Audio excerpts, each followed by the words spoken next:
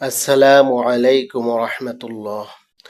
বর্তমান বিশ্বে football, cricket, Olympic, বিশ্বকাপ কিংবা বিভিন্ন ক্রীড়া প্রতিযোগিতা কোটি কোটি মানুষের বিনোদনের মাধ্যম। অনেকেই ঘন্টার পর ঘন্টা খেলা দেখেন, প্রিয় দল বা খেলোয়াড়কে সমর্থন করেন। কিন্তু একজন মুসলিম হিসেবে আমাদের প্রশ্ন হওয়া উচিত, ইসলামের দৃষ্টিতে এসব খেলা দেখা কি বৈধ? বিনোদনের সীমারেখা কোথায়? কখন এটি হালাল আর কখন তা গুনাহের কারণ হয়ে দাঁড়ায়? আজকের আলোচনায় আমরা জানব ইসলামের দৃষ্টিতে প্রতিযোগিতামূলক খেলা দেখা ও বিনোদনের সঠিক অবস্থান। ইসলাম মানুষের স্বাভাবিক চাহিদাকে অস্বীকার করে না।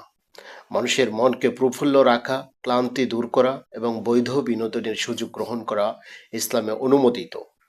রাসূলুল্লাহ সাল্লাল্লাহু আলাইহি সাল্লাম নিজেও সাহাবায়ে কেরামের সাথে আনন্দ ঘন সময় কাটিয়েছেন এবং বৈধ বিনোদনকে সম্পূর্ণ নিষিদ্ধ করেননি। তবে ইসলামে প্রতিটি কাজের একটি সীমা ও উদ্দেশ্য রয়েছে। বিনোদন এমন হতে হবে যা মানুষকে আল্লাহর স্মরণ থেকে গাফেল না করে। মূলত খেলা দেখা নিজে হারাম নয়, যদি খেলাটি বৈধ হয়, অশ্লীলতা ও অনৈতিকতা মুক্ত হয়, ফরজ ইবাদতের ক্ষতি না করে, জুয়া বা হারাম কার্যকলাপের সাথে জড়িত না থাকে, তাহলে সীমিত পরিসরে খেলা দেখা বৈধ বিনোদনের অন্তর্ভুক্ত হতে পারে।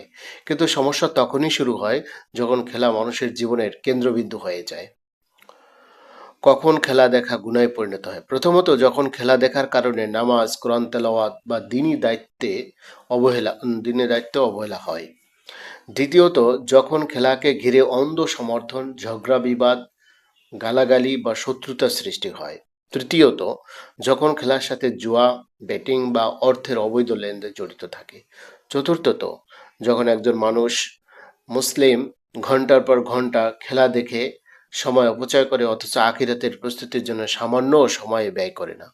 আল্লাহ তাআলা বলেন, নিশ্চয়ই সফল হয়েছে মুমিনগণ যারা অনর্থক বিষয় থেকে দূরে থাকে। বর্তমান ক্রীড়া বিনোদনের কিছু বাস্তবতা। আজকের ক্রীড়া জগতের সাথে প্রায় সবাই যুক্ত থাকে অশালীন বিজ্ঞাপন, বেহায়াপনা, জুয়া ও বেটিং, খেলোয়াড় পূজার মতো অন্ধ অনুসরণ, অতিরিক্ত সময় অপচয়। একজন সচেতন মুসলিমকে এসব বিষয় থেকে নিজেকে রক্ষা করতে হবে। ইসলাম চায় ভারসাম্য। একজন মুসলিম সীমিত সময়ে বৈধ বিনোদন গ্রহণ করতে পারে, কিন্তু কখনোই তা তার ঈমান, ইবাদত ও চরিত্রের উপর প্রাধান্য পাবে না। খেলা দেখা জীবনের উদ্দেশ্য নয়, বরং সাময়িক অবসর বিনোদনের একটি মাধ্যম। একজন মুমিনের প্রকৃত লক্ষ্য হলো আল্লাহর সন্তুষ্টি অর্জন।